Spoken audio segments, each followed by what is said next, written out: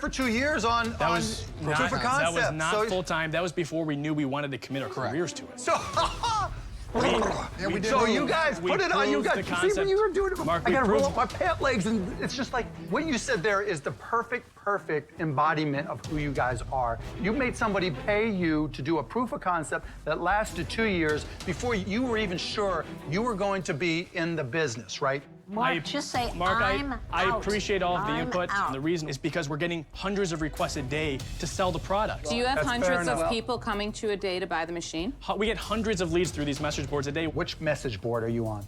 Well, quite frankly, the internet searches is just been organic by posting PR web, press releases. I'm out. I am so out. Thank God I am he's out. so out. Thank God I am he's so out.